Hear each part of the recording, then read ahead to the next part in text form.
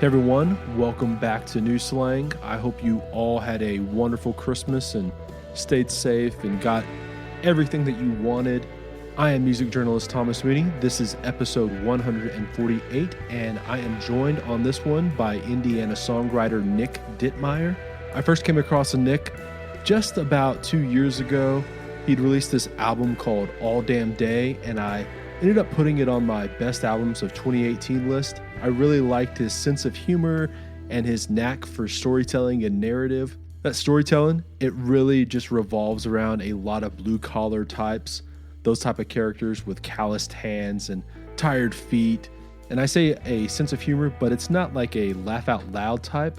It's more like nestled in a line where you just kind of appreciate the cleverness or like the interesting observation. And as much as I enjoyed All Damn Day for those really just like earnest alt-country vibes, I think I liked the EP that he released back in late 2019 just as much, if not more. It's called Companion and it's only 4 songs long, but I think it just has such a great feel. The first song on there, it's called It's Going to Break Your Heart, and to me it feels like a Great Divide or like a Mike McClure type song. I probably played it at least 100 times last winter. And I just really dig the grainy brand of songwriting that Nick has. It's like what I would consider flannel alt country. We talk about some of those Illinois River characters that he writes about. And what I find really interesting is how a lot of these folks who are working these blue collar jobs, that's just like ingrained into a part of like their family lineage. There's often this weird mix of like expectations and reality and this like weird sense of duty and obligation. I think we often always just kind of relate that sense of duty to white collar jobs or wealthy families. Like, I come from a family of doctors and lawyers, so I'm expected to fall right in line. That kind of pressure. Well, I think it also works in other occupations and with like middle and lower class families as well. You can feel those pressures of, well, my dad and my uncles, they all did this job, and my cousins and I, we're all expected to do the exact same thing, and my kids are going to be that exact same way. And I think Nick taps into some of that with some of his songs, and we touch on that as well during this one. Again, a great conversation here with Nick. Today's presenting partner is our pals over at Desert Door Texas Soto. If you're asking yourself what exactly Desert Door or a Soto is, well, it's a premium, high-quality spirit that is similar to a tequila or a mezcal, but in my estimation, it's more refined, smooth, and fragrant. It has a distinct and intriguing palate that picks up on hints of vanilla and citrus while maintaining a healthy earthiness that is quite enjoyable. One of my favorite features about Desert Door is just how versatile it really is. If you want to feel fancy and a little highbrow, it's perfect for a variety of cocktails that call for lime wedges and coarse salt, chopped ginger, agave nectar, sprigs of thyme and sticks of cinnamon. If you're down to muddle some fresh fruit, all that kind of stuff, it's perfect. It's great for experimentation and fine-tuning all of your mixologist skills. And then also, if you're a little bit more down home and casual, you got that denim jacket on. It's just perfect for those short and sweet, simple go-to favorites that hit the mark every time. I'm talking about ranch waters and Moscow mules and palomas and Mexican Coca-Cola with Desert Door. What I love so much about Desert Door is just how genuine and authentically West Texan they are as well. They go out and harvest Soto plants out in the wild and are aware and knowledgeable conservationists at heart. So next time you're at your neighborhood liquor store, get yourself a bottle of Desert Door. I'll throw a link into the show notes for more information. Before I get started though, I want to talk about a couple of other things just really, really quickly. A lot of y'all know this, but maybe some of y'all don't. I've traditionally been a print journalist, or at least print in the form of online mostly, because just welcome to 2020. But of course, like this year has just been pretty horrible when it comes to the writing side of things, and that's really why I have such a focus on new slang and podcasting in general. I do love doing the podcast and everything, but like my first love is writing, and I'm just a lot more comfortable writing than doing the podcast. And I don't know, like I feel, not saying like I'm better at writing, because I'm not necessarily sure that I'm a great writer by any stretch. But I don't know, I'm just way more comfortable in that field. And that's why I'm so glad that I'll be doing more writing in 2021. There's this new Americana and country publication called Holler that just launched a couple of weeks back, and they're doing some really exciting things and covering some really great music and artists, and they're working with a lot of really great journalists and writers.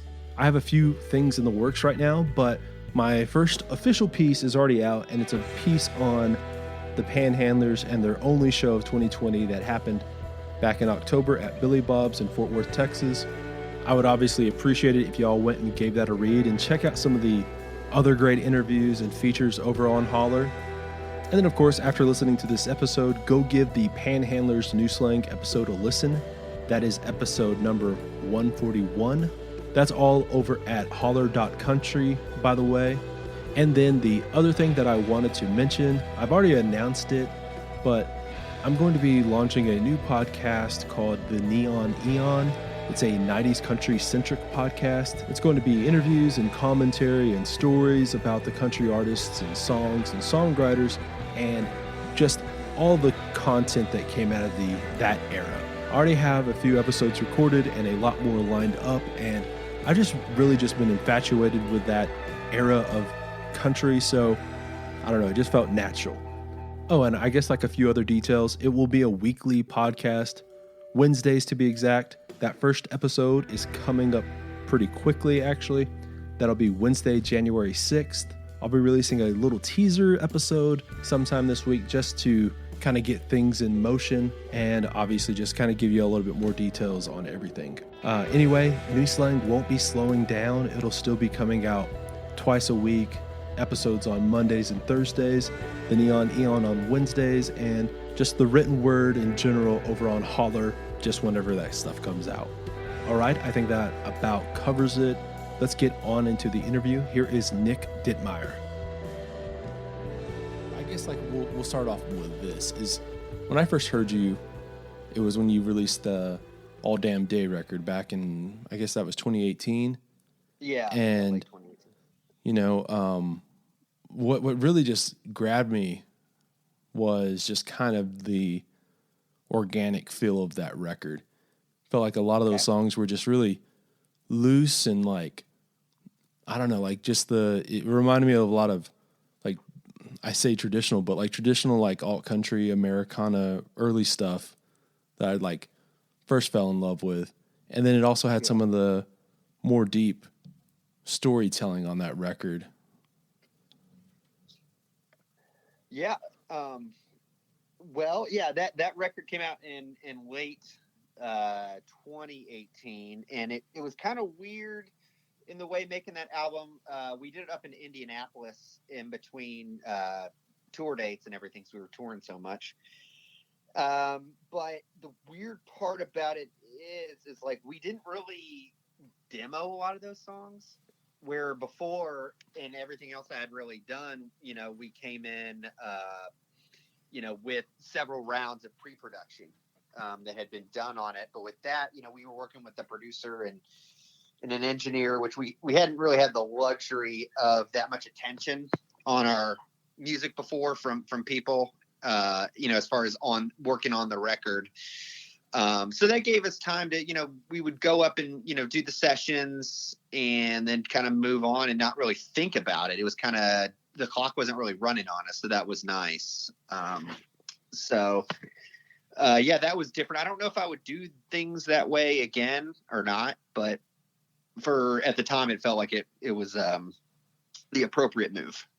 Yeah. Like, I guess like I read somewhere in like an article or, you know, press release or bio or something, like, you know, it took you guys a while to record that. It was like over the course of like 11 months or something, right? Mm-hmm. Yeah. Yeah. And that was the reason, kind of, because we were touring, you know, and just trying to find time to get up there and work when we weren't, you know, having to do other stuff. And those are kind of hard gears to move between. They can be, you know, recording and touring are really two different animals all together. Yeah. Well, like, you know, you mentioned like not having where you demoed the songs out or anything, but like, were you playing those songs live, or were you holding back off on those songs and still just playing like older songs? Yeah, I guess we were. I guess we were integrating a lot of those songs into the show. I guess so. Yeah, you're right on that. That we would have been at least exercising them a little bit. But a few of them we didn't actually play out live. Like there's a song in there, Head to Rest. I know we didn't play that one out live much. There's a few other ones that we that were just reserved for studio tracking. Yeah, you mentioned though, obviously, like how those are like two different beasts right there, as far as playing live and recording, and I feels like there's like they're both right answers and they're both wrong answers in the fact that if you're playing these songs live, you get a feel of them, you can work through them and kind of see what works and what doesn't work, but then sometimes when you go into the studio, whatever you guys were doing live and what you thought was like the way you wanted it, it's just not working. And sometimes it's like you kind of get set in that way of like what you were doing live. And that's not necessarily what you wanted. Yeah, you can build bad. I mean, playing out live, you can build bad habits at times. Mm-hmm. And because when you're recording, you're looking for the most appropriate take that you can add to the situation. But probably the one thing I do remember most about that record is, like I said, the clock, like the way we structured it with the producer, like we weren't really on the clock as much, calculating the hours per se. It was kind of, we had a different kind of arrangement. So before I was always rushed and knew exactly what I had to do coming in, and like on the breakdown of the day or who I had to have come in and do stuff as well. But with that, you get a little bit more freedom, and that's a luxury in itself. Yeah. You mentioned like, you guys were doing this between, tour dates and stuff. Now, like, are you one of those guys who can like ride on the road, or is it more just, you're actually just kind of collecting the stories and collecting the ideas while out on the road, and then it takes being at home or somewhere isolated to write? Both, I think. Like, really, it just matters as far as the drives and if I'm alone or, what our sleeping arrangement situation is kind of, where when I had more time, like when we were in Europe, we, had a lot more time during the day. There was like less driving. And so in that way, yeah, but, but your antenna is kind of always up, I mean, when you're touring, there's a lot of weird dead time, hurry up and wait. Right. Yeah. kind of stuff.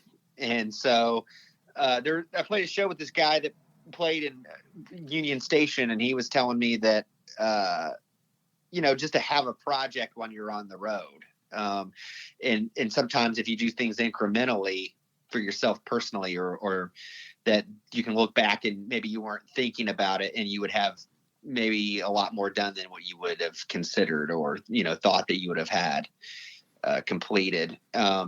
So like with, just trying to stay busy in that way, there's only so many books you can read and podcasts you can listen to. So it can't, it'll turn to writing at some point. Yeah. I feel like that's what we all do is I've got this task to do, and well, it's just massive. If I don't work on it for this hour or whatever, it doesn't really matter. It's that big. And then like you end up like just procrastinating, and then you realize, oh, I've wasted a week, 2 weeks or whatever. Yeah. That's some really great advice as far as just kind of having a project that you just. Yeah. And I have had bandmates that have done the same thing too, whether it was like a record they were working on or some songs, they were working on, and you just kind of chip at it a little bit. There's a book. I don't know if you're familiar with this book called Bird by Bird by Anne Lamott. And I heard about it on Twitter, actually. I think it was I don't remember which way it happened, but Robert Ellis, he had tweeted that Hayes Carl had given him this book, and it's not like a really thick book or anything, but it's she's a writer and artist. I think she lives in San Francisco, and it really was about just kind of like hacking away a little bit at a time. You think about like sports, like if there's a lead, people come back, but just doing things kind of incrementally, in small spurts, if you will. Yeah, I think that this is the is this like the book where like you kind of like take where you work like X amount of minutes and then like get off of it for like another 5 minutes or something like that and then go back to it and go. Well, I don't remember that part of it, but okay. I do know that it's more about like, kind of like, like the analogy of like eating an elephant. Okay. Kind of thing. Yeah. Well, the reason I ask is because I did a pod with Robert, probably like now it's probably going on 2 years, but he had mentioned that like, and I didn't know if he got it from that book, but he had mentioned this whole thing that he was doing where he was like writing, and like I need to go back and listen because I've probably gotten the times wrong each time I've brought it back up into conversation, but it's something like how you work like 5 minutes and then like you go do something else for a minute and then work 5, off 1. And like just that off 1 is just anything from going and washing some dishes. And of course you're not going to wash all the dishes at once, like in that period. But like something about how like the human mind can only really like focus 5 minutes at a time or something like that. And I believe that. Yeah. Like I tried doing this and I could never get into a rhythm. And I guess like you do it like this for like 3 hours straight or something like that. I could never, like, it always felt like there's too much pressure on time, where like once you started getting into something, then you're like, oh shit, like time's running out. But I guess like if you start working at it, like you get past all that. I ended up doing it more like 30 minutes and like 5 minutes, but yeah. Well, do you have ADHD? No, I don't. I'm like, okay. Yeah. Okay, because like for me, I kind of do badly, and like it's like transitions. Like I can get into stuff, and like once I'm in it, it's hard to get me out of it, but it's hard to get me in it at the same time. Like So it's like if I'm working on something, once I can get into that, like once I'm in that groove, I don't want to be pulled away from it, basically. But it kind of takes a while to like get me focused in that kind of mode of like whatever I'm working on.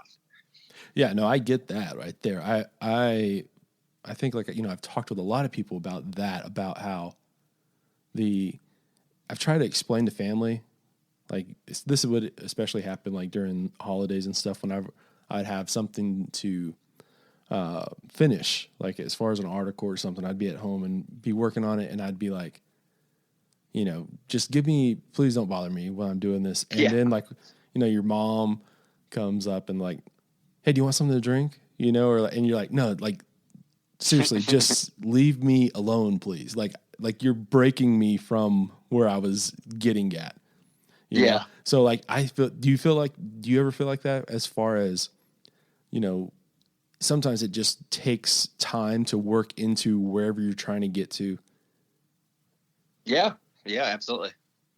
Yeah. Well, I feel like only, like writers and like artists and people that are doing something creative like that are the ones who feel it. I don't know. Like I'm sure like other people feel that in other walks of life, but it's really, really, in my opinion, it's really frustrating.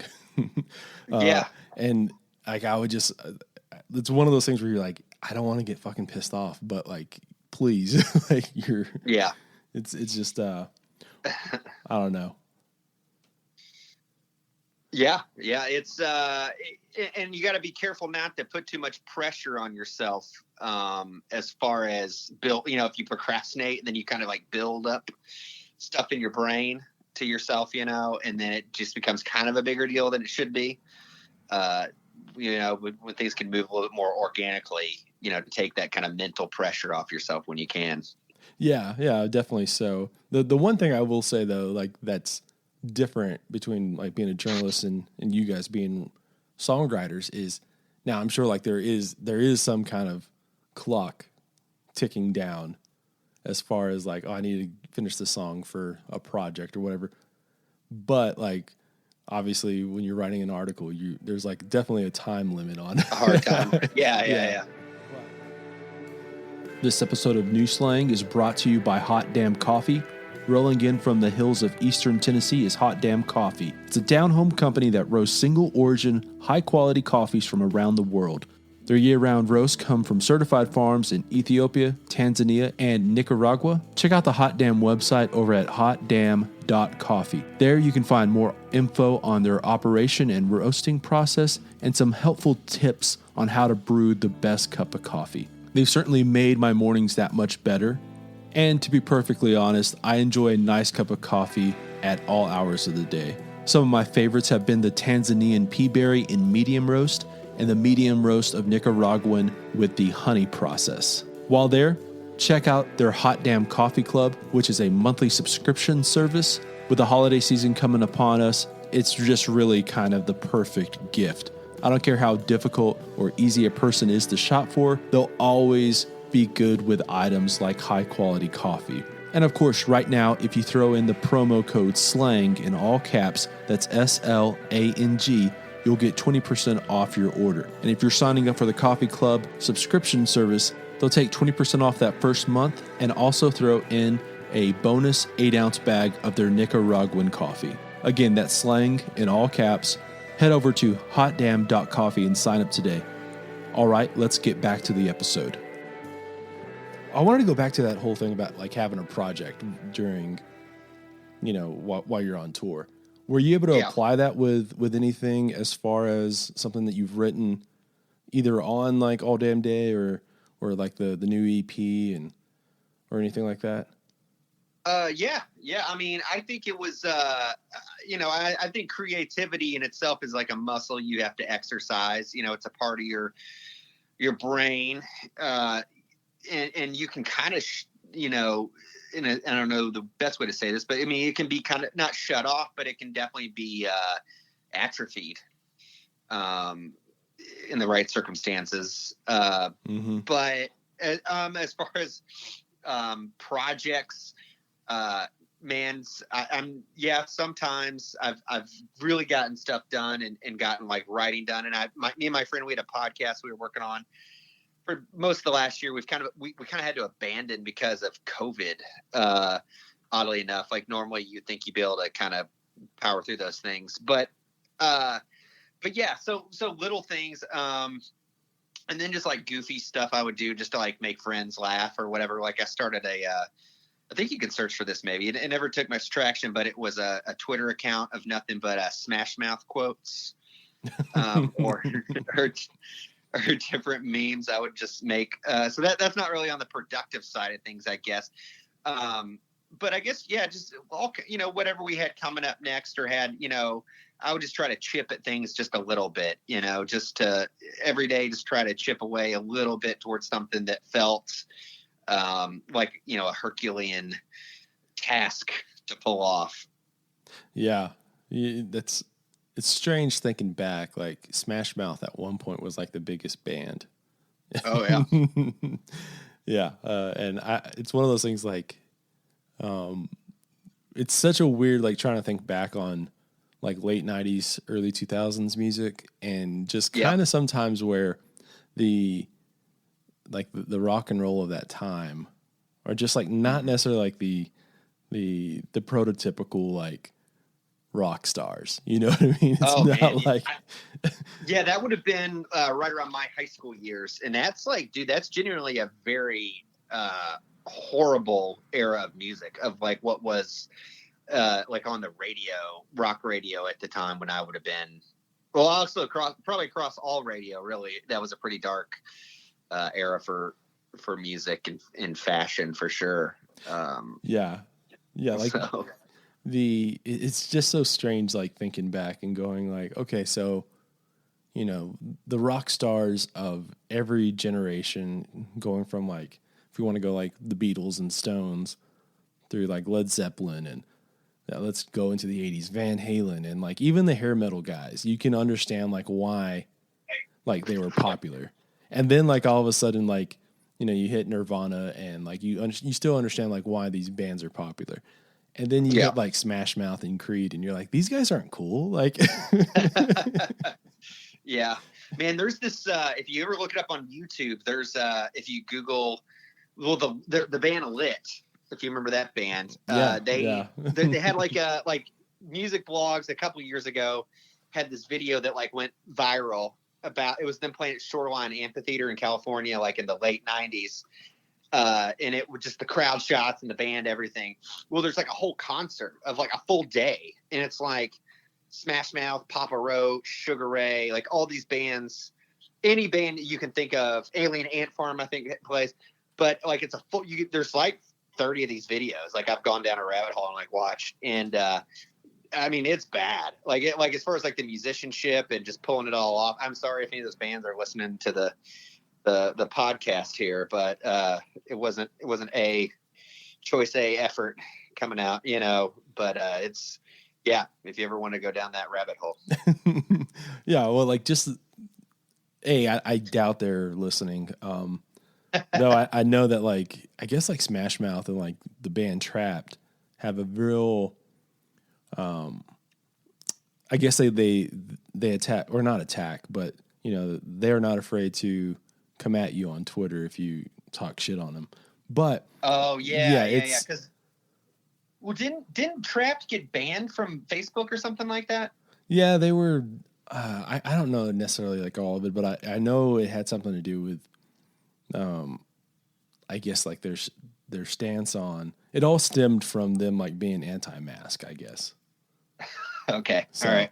You know, it's that whole deal, and but it's so weird, like thinking back and going like, oh, okay, these guys all were like wearing like bowling shirts and like cargo shorts, or like, you know, the super baggy pants that were just like what are they called? JNCOs. Yeah, there you go. Yeah, and then like usually like some kind of like really bad haircut, bleached. Yeah. Soul patches, all that kind of stuff. Yeah. Well, me and my wife were talking about this the other day about like late 90s, early 2000s, like mall clothes, you know, like all this, you know, like all the retail apocalypse, you know, that was coming anyways. And then the pandemic, like, you know, finished so much of it off. Like, but those stores, like, you know, like Aeropostale or like Abercrombie and like Structure and those, I was talking to her, I was like, dude, like, because I didn't wear clothes like that, you know, but I was like, man, you could seriously have like on a wardrobe from Structure in like the late 90s, you could have seriously dropped like $500 to like $1,000 for mall clothes, and that was like a thing. Yeah, like I guess like that's the best way to describe it, is that mall clothes, that mall culture, the like going to the gallery. Something like that. Yeah. I don't know. Like I didn't grow up around where like we had like cool malls or anything like that. So, but it's as far as like watching MTV and VH1, you saw that like that layer of culture and being like, yeah, this is what it must be like in big cities, and it's what people do, I guess. I don't know. Yeah.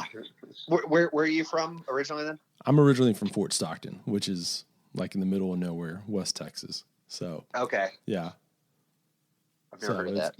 Yeah, it's like just a little interstate town, just middle of just nowhere kind of thing. So, but I don't know how we got onto that tangent of the late 90s and stuff. It's because you started a Smash Mouth quote account. Oh yeah. It didn't really go very well. It's still up, I think, but that was what I really poured myself into, more than anything. But, I mean, I feel like, you know, just writing and working stuff out and lyrics and I guess I have worked harder on that than I guess I gave myself credit for. But it's been so long, you know, since I've really had to think about that stuff. So, because I know I've seen like Texas people playing music in shows going on there in some capacity, but like everything here is like shut down. Mm-hmm. So like my wife's in the hospitality industry, and they have to be closed by 10. And then Kentucky, which is like, not that far from where we are, they're everything like you can't like eat in a restaurant there. So there's like 0 shows or anything.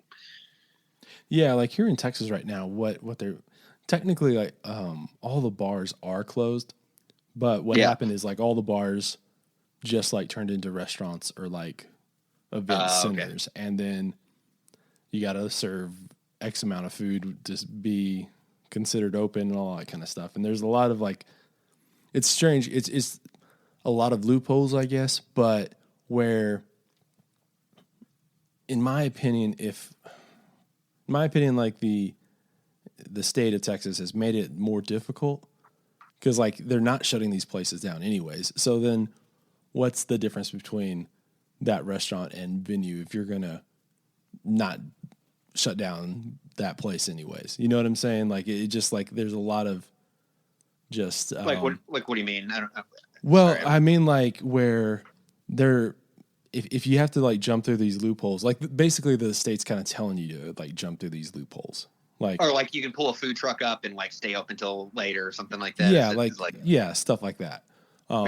And or I guess like some places are like more equipped to be quote unquote a restaurant, because they're able to serve food, or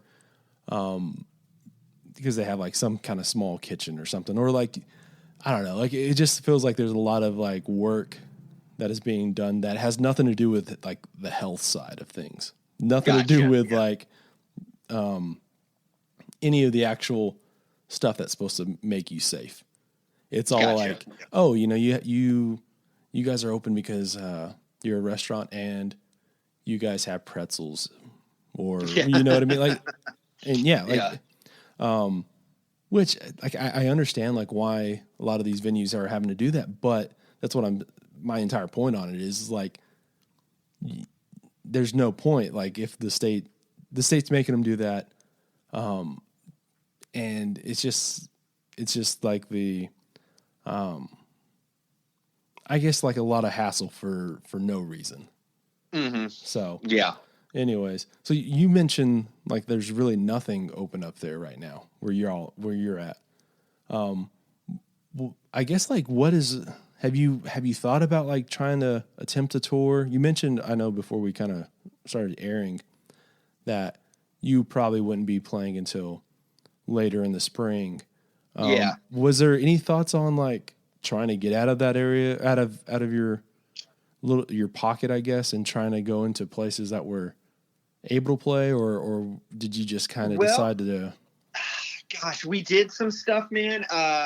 We did some private events, and we did kind of like it was a venue show down in Southeast Kentucky, but it was like it was a venue, but it was like a private, it was like ticketed only kind of thing. And this is my real stance about it, like, honestly, like, in the band, and as it relates to the band, like I feel a level of responsibility, as far as that, like, protecting my guys and girls and everything. And it really is just so much more work to do it than it is to lay low. And the whole thing as well, like that we calculate, like, if one of us gets sick, we're all sick basically. And, how you would handle that if you were like 8 hours from your house and you guys were all fucked up and everything. And so that was one of the main reasons why, because it was just, like, as far as like the amount of work we would have to do versus what we would get back, and the safety issues of that. It just, to me, felt that way. And honestly, when I see bands out playing and acts out playing and they're doing like the group shots and the selfies and everything, and I'm just like, man, you're really playing, a dangerous game here with this stuff. And, return on college football and you see, giggles of students screaming in each other's mouths or what, it's like that. I don't know. That's just my personal stance on it. And those people are free to do, as, whatever, is within their state regulations or whatever. But here, I mean, it's not like nothing is open. There just aren't shows. There might be somewhere in India. There might be live music, but it's not like venues having stuff, if that makes sense. I mean, there are probably bars having live music at some capacity, but and also the other, because we played outdoors in Indy at the Hi-Fi, and that was the last show we did. And I knew it was gonna be the last thing we did. And they take your temperature and did all this kind of stuff, and it's like, well, what if like the day of, something happens? And it was just, I don't know. To me, it just felt like way more of a hassle to do all of this than it would be just to wait. And that was kind of our stance on that. We collectively talked about that, and that was kind of the stance on it. Yeah, no, I hear you. Like the risk reward, and it just seems really lopsided. Yeah. Yeah, like I don't know. Like I have such I guess like I understand why some of these places want to be open. I understand why some, like, it's obviously like if you had it, you would want to play right now, but Yeah. I find it really, especially when you're like trying to tour, I feel like that adds up another entirely different like aspect to it, because that means like obviously you're traveling through a lot of cities, and you're trying to you're having to stay in places that are not your space, and just a lot of other stuff. I feel like if you're able to do it like play your own hometown or something like that, or wherever you're living, that feels a little bit, I don't know, a little bit easier maybe. But I don't know, like you're putting a lot of I guess trust in you're putting a lot of trust in I hate to say it this way, but like the worst person at the place. You get what I'm saying? Like, yeah. So for sure. And I had this regular Tuesday gig up like about an hour north of here. I was doing, and I backed away from it because people, the rules are like, if you're I don't know if they're like this in Texas, but like if you're at a table or something, you can take your mask off. Well, after a few drinks I went to a wedding was like this, it's like after a few drinks, like nobody gives a shit about that, Right, and like, yeah. It's like the dopamine in their brain is just like exploding from not seeing humans. And it's, I feel like so many people feel like, oh, well, 90% or, whatever percentage arbitrarily is like, oh, well, I did all of these things safely. Like, this is my time to unwind kind of thing. It's like, well, like you can't really take any plays off here. It's not really going to work that way. But, and I don't want to, everybody's got to handle themselves differently. And I understand why, venues are having to pivot because there's no, and I don't, there's no relief for them. There's nothing, like I said, my wife is in this service industry, and the state or the county, limited hours and opportunities and all this kind of stuff, but there's nothing on the back end to help support these people. So like, I totally agree why anyone would be against those things in the given situation. That's, a lose-lose. Yeah. Like it, this is like one of those things where obviously like it's shown just how the lack of like any kind of infrastructure we have. Yeah. You kind of like naively kind of feel, oh, I live in the U.S. We have some kind of safety net somewhere, and it just shows like there really is no, like, at least now. I think I think there was some safety net kind of infrastructure in place, and then someone got rid of it. But we won't go too far down that road. But yeah, I don't know. Like, I kind of I'm keep on going back to where, like, I live in Lubbock, and this is gonna like may piss off some people here, but we have like, it feels like right now in Lubbock, no one is taking it nearly as serious as they should. Yeah. And well, surprise, surprise, like we're like a hotbed right now for COVID. Like, yeah, last week we didn't have any hospital beds available here. So, I mean, like, just sometimes just you have to look at the stats, people. Like, just, there's a correlation here. Mhm. But not to just like harp on COVID-19 in 2020 so much here. This episode of New Slang is brought to you by the Blue Light Live here in Lubbock, Texas. Blue Light has undoubtedly been my home away from home over the years and has played such a vital role not only for my development as a journalist, but obviously it's been one of the foundational pieces for a lot of your favorite songwriters and bands who have made it out of the Lubbock area over the years.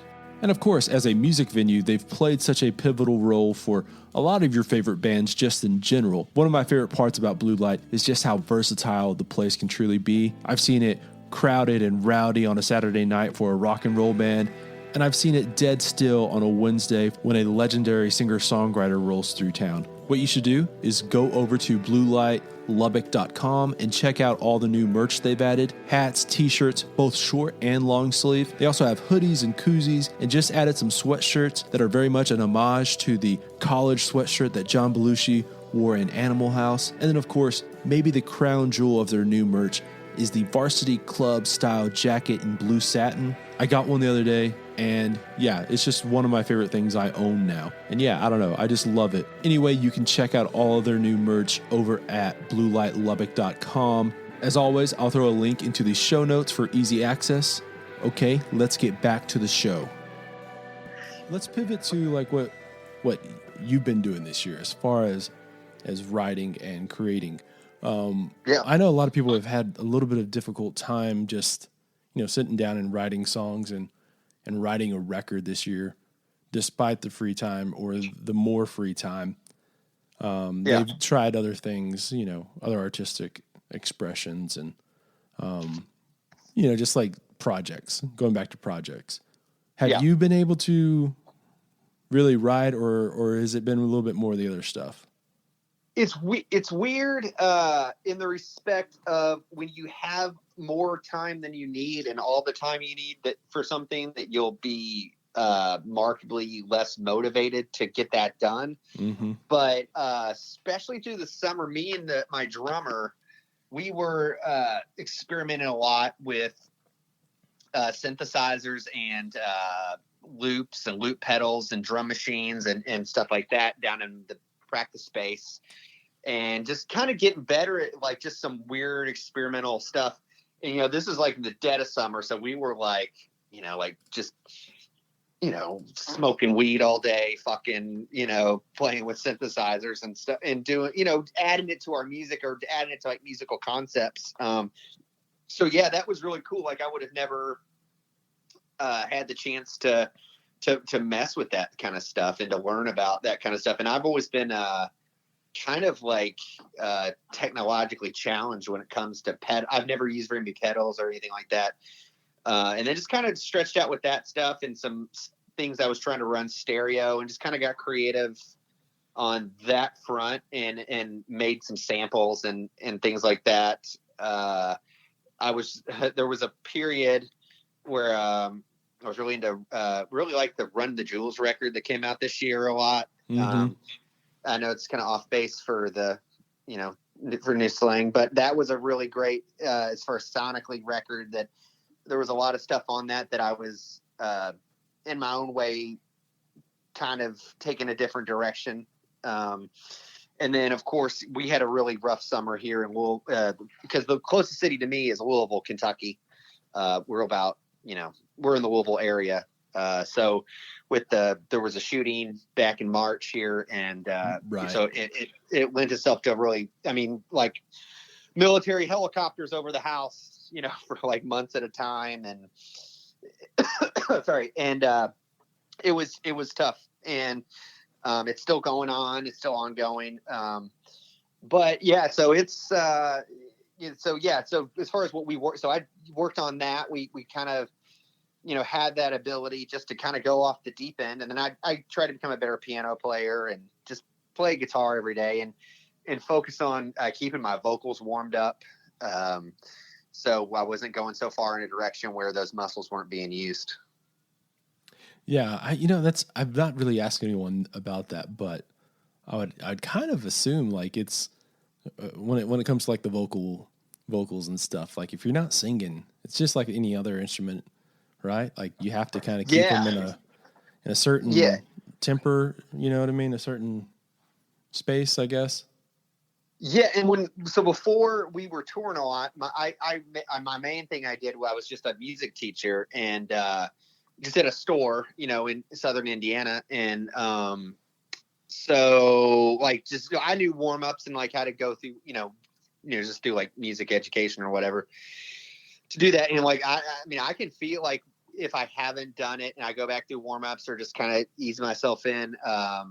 You can feel those like muscles stretching out, and you can't. I think, and a friend of mine who I write songs with, she had gone a while without really warming up and stuff like that, and it told me how it was important to her to be using that muscle or those muscles all the time, and so that has been important because it's gonna be important to keep the muscle memory or like the just the limberness of it. Yeah, it's like I said, like I'm not really asking anyone about that, but yeah, that makes a lot of sense because I mean, I guess like it'd be like the same thing as like if you were told to like sing like 5 minutes after you woke up. Yeah, and you can really damage your voice if you're not careful and you not get that back, or respiratory problems or bronchitis or something like that, and they cancel shows and I actually had dealt with that on tour once in Europe too. And I just think, I mean, I know everybody has this kind of machismo thing of never canceling or calling in dead or whatever, but you really can permanently damage your voice if you're not careful. Yeah, this is like one of those things. I don't know if it's like real or not. And when I first heard it, like I guess Googling was not necessarily like as prevalent. But I had heard that like maybe this is just one of those like just kind of urban legend things, but like Rock Hudson back when he was like before he was kind of like an established movie star, he was just kind of like this guy trying to act, and they were like, oh, you have the looks and you have like the acting chops, all that, but your voice is not great, and so like. What I heard was like they made him get sick. I don't know what, like with strep throat or something like that, and then go yell, and then his voice came back more quote unquote manly, and like I don't know if there's like any like I feel like I read this like in a Chuck Palahniuk book or something like that. I don't know. Yeah, okay. But I need to like now like after this I'm gonna go do some actual research because I feel like that's like I don't know, at the time when I read it or heard it, I think it was from like a Chuck Palahniuk book. It sounds factual, it sounds real, but I don't know, it could be like full of shit too. I don't know. So obviously you mentioned like how you live in southern Indiana, like on that border between Indiana and Kentucky. Now, like, obviously I'm coming from Texas, so I feel like I'm not as like well versed in where that area of the states. Do you consider that more Midwestern, or do you feel like that's more like Appalachia, or is it both? Just because of places we're not in the Appalachian Mountains. We're definitely Midwest, but like without getting too much into, I guess, the geography of it. So I don't really consider Louisville as a city is definitely not a southern city. It's definitely more like a Midwestern city, like Indy or Cincy or St. Louis or something like that. And man, Kentucky though, I don't think it's really like classically part of the South either. It's kind of a weird thing. Where as a state, it's kind of a different place. And then, where we're from here is definitely squarely Midwestern. Yeah. Like, I don't know. Like it feels like when just looking at the map, obviously like the furthest I've been is like Illinois and like, okay. But like, if you look at Kentucky on the map, it feels definitely not part of the South, but yeah. obviously, if you look at like political leanings or like just kind of the lore of a place, Yeah. it feels like the same thing with like West Virginia, like where like West Virginia is definitely way more north than Virginia, but like they're kind of like flipped in a lot of ways. Yeah. So a lot of it's labor. Those places, with right, the it's not as I don't think it has as much labor as it used to have, especially like in Eastern Kentucky and not as much. I mean, Louisville's like a big like auto town, like all the like auto manufacturing in the United States, like the hub of it is like along the Ohio River Valley there from like Cincy to down to Paducah or so. That's where like a lot of it's like moved to on both sides of the river in Indiana and Kentucky. So yeah, it's kind of weird in that respect, but also another thing about Kentucky, Eastern Kentucky, and I think Texas still has this, but there are a lot of dry counties still, and some have recently gone to, you can get alcohol there. So like in Eastern Kentucky, for example, like we would never go play. Like there's some festivals and there's some other stuff there now, but we would never go there and play. There wasn't anywhere to play, right? We'd just go to Lexington, Kentucky was the closest, which is an hour east of here. Because there just wasn't anything there. That's changing a little bit, but for the most part, it was kind of everybody, any musician from there would move to Lexington, basically. Yeah, like the dry county thing, there's still some here in Texas. Strangely, Lubbock County was dry forever, and you kind of think like it's not been dry for like, I don't know, 10 years at least. But it's one of those like, and they still have like, they had bars and you could still get beer at like a venue or like at a bar, or in some restaurants, I guess. But like there's no liquor stores in town and you couldn't buy beer at Walmart or like, a grocery store or anything like that.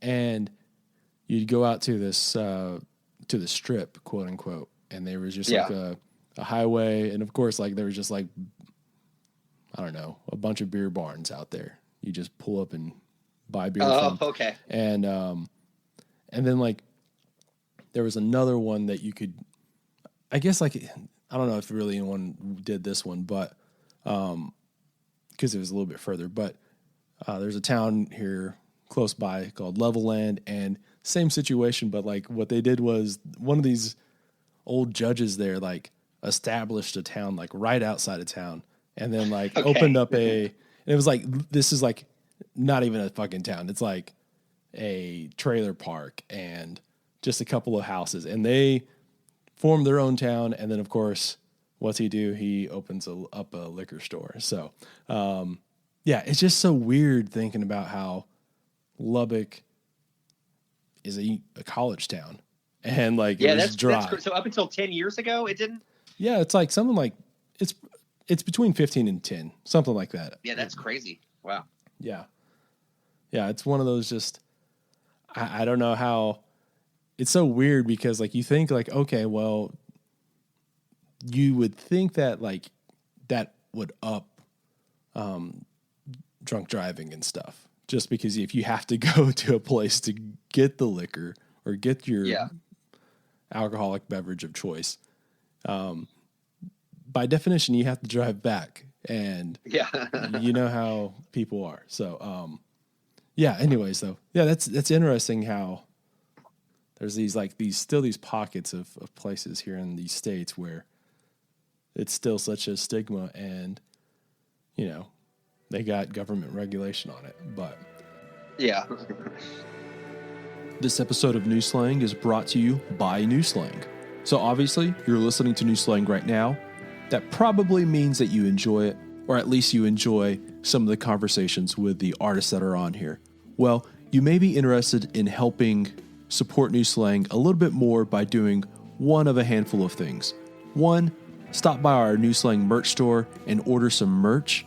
Right now, there's t-shirts, koozies, buttons, stickers, magnets, and a handful of keychains and the like. Two, If you like New Slang just a little bit more, you can join the New Slang Patreon. What is Patreon? Well, it's like a subscription service. Since New Slang is free, it's a great way to get some extra bonuses and additional content. For example, if you subscribe to the Postcard Pal tier for $5 a month, you'll get ad-free episodes, updates on upcoming guests, and monthly New Slang postcards. The postcards are essentially little mini show posters that I started designing to highlight that month's roster of guests. Like right now, we just ended the month of November, so November's show poster is a denim jacket where all the episode guests are individual buttons pinned to the jacket.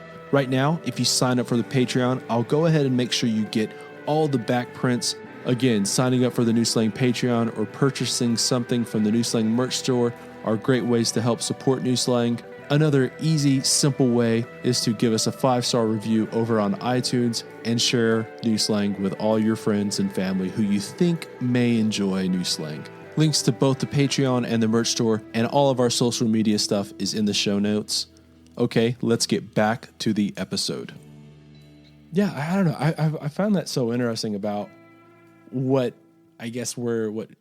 you kind of identify as, and then like what other people kind of generally think of label you as. You get what I'm saying? Because like from the outside, I would think, this mix of like the Appalachian stuff with the Midwestern, but like, you're saying like you guys are a little bit more Midwestern, is a little bit more flat, I guess. Oh, very flat. Yeah. Like the song Level Land. Yeah. Okay. Yeah. Yeah. So we're in the valley, and then like if you go north, it's super flat, like all through the entire. And if you went south, you would hit it gets hilly, and you hit eventually hit the mountains. But like, it's kind of funny that you said that about the beer barns or whatever, because you couldn't buy alcohol on Sunday in Indiana until like 5 years ago. Like you go to a bar, you could go, to Kentucky and do it. But there were like those kind of places that you could go on those Sundays and get like Sunday beer or whatever. Yeah. I like, we still can't buy on Sundays here, which is so like, just, that's the state of Texas in general. But I'm like, you can't buy after midnight. Yeah. It's so weird though, because like there's that. And then like, if you go to like New Orleans, you can like walk down the street with, yeah. I don't know. It's, anyways. Yeah. Like, I guess like, I kind of want to talk about like how, now, like, I guess like one of the reasons why I was asking like how you, I guess, feel about your area is because like so many of your songs they're very much like blue collar tales, blue collar stories, vignettes about these characters out there. Do you find like a lot of it, I guess like going back, just like where do you typically kind of find these characters and like piece them together and decide that their story needs to be told? Yeah. I feel, when it comes to a character, it's kind of like a nebulous thing or person, but that it has to kind of manifest in some way with the person. And a lot of it is from people I've like met working like random difficult jobs, or like, family members, or stories like, that I'd heard, from friends, or just like, we swap tales about like crazy people you were like stuck with in a van or whatever. So that's where some of it comes from. Actually knowing these people, and it's kind of like, some of them get kind of pieced together from a couple different stories. Mm-hmm. But there's a song on the LP we put out a couple weeks ago called Leaving Terre Haute, and part of that story kind of comes from my brother-in-law. There is a federal prison there, and he's been, I think they moved him to Cushing, Oklahoma, but he was in Terre Haute. But like, there's like a lot of famous people that have actually like stayed there. Like the cell people next to him for a while were the Somali pirates. Oh yeah. I don't know if you remember that. Yeah. From like, from like, it was like when Obama got elected. It was like one of the first, like Hillary Clinton had to like deal with the Somali pirates. I don't know if you like remember that shit or not. Yeah, they no, had I like do, taken, yeah. and so those people were in that prison, but like Timothy McVeigh was executed there. Like a lot of probably like Al Capone was there, I would assume, like it just, so just hearing about that prison and the weird shit, that goes on there, and playing in Terre Haute, which is where like Indiana State is. It's like the lore of like Larry Bird, and like it's just a town, like these towns that pop up, and they're like on a fucking prairie or some shit, and there's like a paper factory and a college they let anybody into, and just these weird contradictory places. And I don't know, like maybe it's just like boredom writing about them or whatever, or like passing through, or like I don't look at like where I'm from or any things I write about as like necessarily like special or anything like that. I look at it more in terms of like it exists. Like you're just kind of putting a mirror up to it.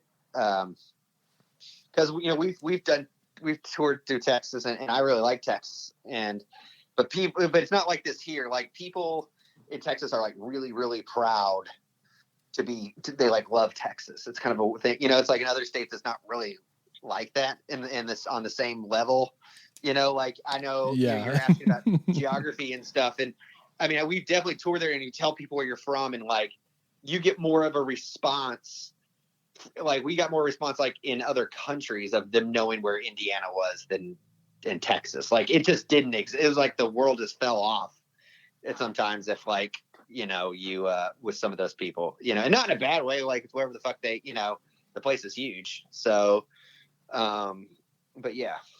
Yeah. The Texas stuff is like very much like I love being from Texas, but also at the same time, I totally understand like I guess like it can come across as arrogance. And I guess like with anything, this is what I would say is like, if you like the biggest thing you identify as is like where you're from, like it's like a lack of a personality, I guess.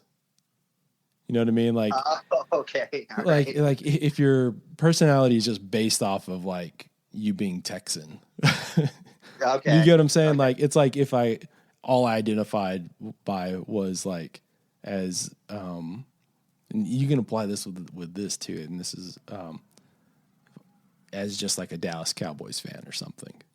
It's like, Yeah. come on, there's got to be like more stuff about you than that, than Oh yeah, like your personality is like that you go to the gym kind of thing. right, yeah, that Yeah. exactly. So, yeah, like that. I was gonna actually bring up that song that you just mentioned because there is a lot of that contradiction and like kind of the juxtaposition of just different kinds of people in a single sharing a space, I guess. Yeah. Yeah, it's a weird thing because in just America as a country being so large, is that like there are just places in America that are like totally remote, but they're like outposts, and they still like exist now. Like it's just like a hub that like people had to like stop somewhere or like Right, yeah. conduct some bit, because Louisville is where it is, and like where we are in southern Indiana, it's because they had to like unload boats couldn't get over the fall, so it's like it just became like a chill zone for everybody, like that was passing through kind of thing. It's those things still exist. I mean, I would guess Lubbock would definitely fit in that category. Yeah, I would say so. Like it's very much a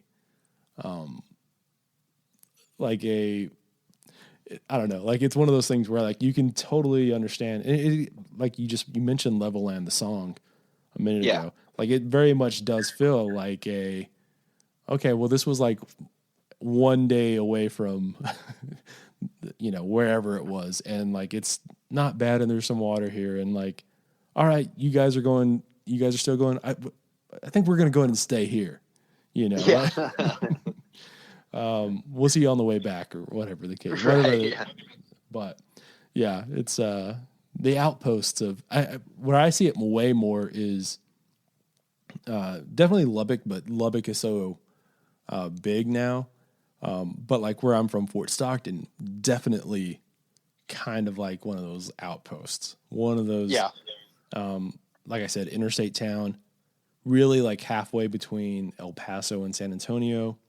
So obviously, naturally, motels and, diners pop up right next to the interstate. So you can stop for the night or whatever.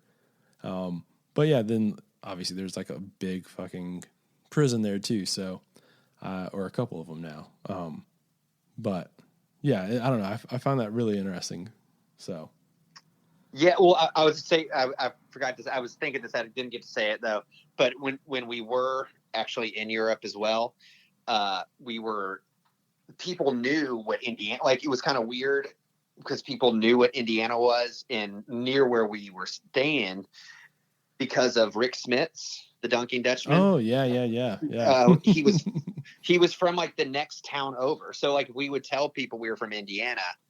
They would be like, "Oh, Indiana Pacers." Like they knew. It was just kind of like dumb luck. Yeah. When you said Indiana, like they knew Indiana, I was going to say, oh, I bet like it's like basketball related. It's like Larry Bird, Hoosiers, Bob. Yeah. Knight. Yeah. Well, because when I was a kid, they fired Knight. He goes to Texas Tech, but you would see people with Texas Tech shit on here. It's kind of died out, but like die-hard Knight fans that couldn't accept that he got fired, like you would see actively see people in Texas Tech shit. Yeah. Which is, kind of weird, but yeah. Like I was, I don't know, like when he was over here in Lubbock, I was like 18, 19, and this is like one of those just random little notes that I'll make note of is that the Texas Tech was not like the same level of success as we are right now, but I did go see like Knight's like when he became like the most winning. It was like his like I don't know whatever. It was like a good round number game, and like I saw a couple of things like that, and I was like, oh, okay, that's cool. I have like the ticket stub somewhere, but yeah. Side note, so.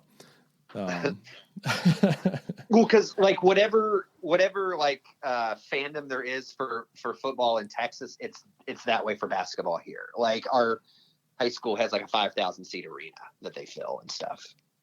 Yeah. So like like there's a lot of players from here, from around here that like end up in the NBA and stuff. Yeah, it's I absolutely love basketball, but it's one of those things where now, what I've been wondering about when it comes specifically to tech sports is that obviously like our basketball program has just like risen, and like, we've been really, really great at baseball, and like we've had just like in the last 5 years have like 3 Final Four teams, like, but like we're still in Texas, so people still are like just so attached to the success of the football team, and I'm kind of like, if we're not that good at football, it's not the end of the world. As long as like we're good at these other things, like that's cool, right? And like people are just like, no, it's all about football. So I don't know. Yeah. What's the fan support like for the basketball? Well, like obviously, I'm just gonna like judge it based off of like pre this year. Like just all sellouts, you know what I mean? Like it was, Coach Beard, like really engaged with, has been really engaged with like the students, you know what I mean? So like it's, once you kind of get like the students, you kind of just get everybody, right? So it's been, like I guess like the last few years, they've done a lot of stuff to the arena and stuff as far as like getting, better scoreboards and shit like that. And then like in baseball, they've added on like seats and shit like that for people. Cause like there is some following, but it's still like one of those things where it's a Saturday in Texas, even if your team is like, we're not like even though like we lost to Kansas last year and we nearly lost to Kansas this year, those games would still be like basically sellouts, even if we are horrible, you know. So I don't know. Just going. Oh yeah, that is one thing that I didn't account for. That places like in the South, in Texas and the South, like really shut down for like college football games and stuff. Like we've been definitely on the losing end of that, not thinking about it. Yeah. Yeah, it's I don't know. It's like little minor holidays every. Yeah. Columbus, Ohio is like that. We've like avoided it there, but around here it's not quite like that. Yeah, I don't know. It's like you have like, I guess like where you are in that pocket is way more basketball centric, right? You got Indiana, Louisville, Kentucky. Yeah, just kind of all those places right there. Yeah. I guess like Ohio State's pretty good at basketball here and there. So, but football's still, I guess, king. Yeah. I actually wanted to go back to kind of some of these storyteller songs about like just the blue collar aspect. That song like Walking on Water. That's very much like connected to like the Ohio River and working on the river and stuff, right? Yeah, and in my high school actually like had a one of the things they would try to steer kids into was welding, because so it's closed like last year, but there was a huge shipyard a few blocks from my house, and it had been here since like the Civil War, pre-Civil War, and they're turning it in, like they're cleaning the complex up and like turning it into condos and development and stuff. I guess they just don't need as many barges as they used to. But no, it was like a real legit training thing they tried to get people into because it pays really well if you can do it. So it's there. But I briefly worked on the river as like a longshoreman when I was like in my early 20s. I played in a metal band, and I was trying to get nicer gear. So I got this job at it was like this grain company. So it's like all these farmers would like fucking come around and then dump their grain in this stuff, and then they would put it on barges, and it like goes to like the Gulf of Mexico and like South America and all this stuff. So working there, it was terrifying, man. It was absolutely terrifying because these people would get out on these little platforms like in the river that were covered in ice and everything, and a guy fell in and the river, but he didn't quit working there. He they laughed about it, and I'm thinking, God damn, like I didn't last long at this job. I made enough money to get the gear I wanted and quit. But there still is a lot, there's still, obviously a lot of that. And I guess, I don't have like a degree or anything. So all the jobs I've ever had outside music have been really tough jobs, not fun. And, I'm trying to avoid going back there, basically. No, I hear you. Yeah, it's like welding, and I guess like a lot of where I come from, a lot of people, they end up in the oil field. So it definitely is it's one of those things where when a job like that is just demanding on a physical level, and it breeds a certain kind of person to where you have to, like you mentioned like them kind of laughing about it and kind of joking about it. I guess like you kind of have to have that sense to make it where it's not just so miserable, even if it is just like extremely dangerous. Yeah. Because you like, especially with the welding stuff, I mean, you can get like electrocuted because you're like underwater. You can drown. I mean, there's a lot that can go wrong down there. Yeah, like just add water to anything and make it 100 times worse. Yeah. Yeah, it's one of those things like there's not a lot down here, so that's not really a problem. But I don't know. Like it feels like that's such a, I don't know. Like I can see like, well, on the one side where, of course, you if you want to be a musician, that's what you want to do. You don't want to have to go back into these working something that you don't want to do, obviously. But that's also like where so many of these characters are that you're kind of writing about. Is that like what whenever you were working these kind of jobs, were you always just kind of, keeping characteristics and like just even some of those, just like these people were filled with, just analogies and like expressions and all kinds of shit like that. Oh yeah, man. There was this one other guy I worked with. The last job, I've been literally fired from like every job I've ever had almost. And because I was even looking at jobs the other day because I was like, well, fuck it. Like, I was just out of curiosity. I was seeing what's out there, and I told my wife I was doing looking for just kind of casually just seeing what was out there, because we're not doing anything. And she's kind of she knows it's not going to happen. And man, I worked at this paper store. It was like on the dock of this paper store. This is like the last job I had. This was like 8 years ago. And there was this guy that worked there, and he got fired. He was like in his 50s, but he got fired eventually for like smoking a bong in his car, like on the job. Like the boss went out to tell him to move because like a truck was backing in, and he was like hunched down in his car, smoking a bong. But that same guy, so they like put him on because it was like known by international paper. So like they couldn't or didn't fire him over it. Like they made him go to like drug counseling and stuff. But he would make other mistakes like on the job. Like once he like got in a semi truck, and I guess the truck thought it was like unloaded and drove off with this dude in the truck. And we had to like, get the truck to stop and back into the dock and everything. Yeah, like a lot of those kind of people, and like my dad and my grandfather were like that. Like my dad, he's a carpenter, and my grandfather, he was a bricklayer, which is really hard work.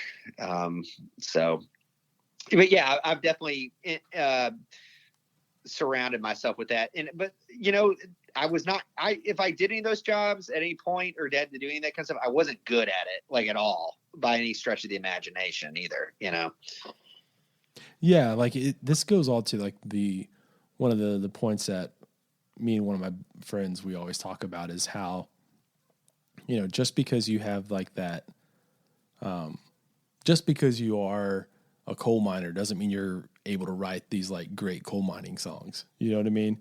Just because you have like that experience, and it's almost always like just that person, just like a connection away, like one generation down, or like one generation to the side or whatever, where that person who is able to like make those songs or those stories digestible for the rest of us. Yeah. Like Springsteen. Yeah. That's a great example of it. Like, you pop, like you're observational and you pop in just to like see enough of it, but you're not really that's not like your destiny or anything.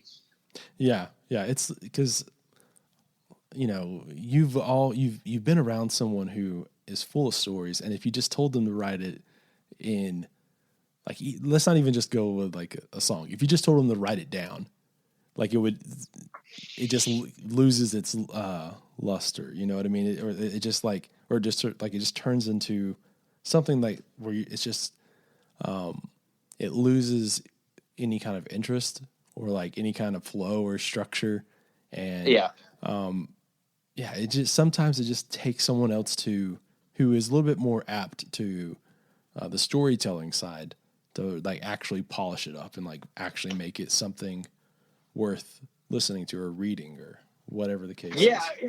And a lot of that stuff, and not just mine, but with other songs similar to that, it's a lot of pieces of things put together. Right. Yeah. It's not like verbatim,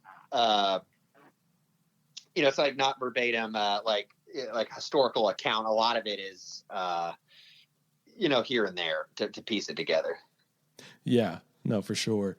I wanted to end on, obviously like this, you had that EP companion, and then you've put it together with the live EP for a full length. What are we calling it? Like a double EP of a full length for the vinyl, like the guy that did the cover art, he like put it on his Instagram story, and he's like, he released a double EP today. And I was like, okay, I guess that's correct. Yeah, well, it's okay. It's one of those things where, if you buy it on vinyl, like it's one record, but like, it's in a lot of ways it's like two EPs. first off, like, what did you, the second side that is like the newer side is a live acoustic collection. Two though, like what made you decide to like put these two together for the vinyl aspect of the record and everything? Yeah, it's a weird kind of sell and a weird thing to talk to people about, where it's not totally a reissue, and because it never came out on vinyl. Right. So basically, you know, I really like the companion songs. I feel like it's some of the best stuff I've done, if not the best. And just through the pandemic, I don't remember exactly how this happened, but I did like a listening room show in Southern Indiana, a town called Madison, which is like between Louisville and Cincinnati. And somehow I got the audio. I don't remember if like a video got sent to me of the show of this, because it's like a series. The woman was doing like, you know, a show a month at this barbershop, and you know, you had to buy tickets, and you know, obviously they weren't cutting hair when we were playing music, but like so I heard it, I was like, actually this isn't horrible. Like, and so I sent it to our engineer producer, and he could clean it up and make it sound, you know, not bad. And I was like, you know, like in some of the banner and some of the things I said, you know, I was like, I haven't shown this side of some of the stuff I do live, and I thought that it could go over pretty well, and it gave me an excuse to have a second side for the EP that you know, had it wouldn't have made any sense to put it on vinyl basically before, even if it was like a 7-inch or 10-inch or whatever. So yeah, that's where it came from, and like I felt comfortable enough with that voice to, like, you know, let it out. And so my heroes here, you know, have made records like that, and you know, I wanted to at least try to put something, as far as the approach goes, not, you know, I'm not saying the quality or anything like that.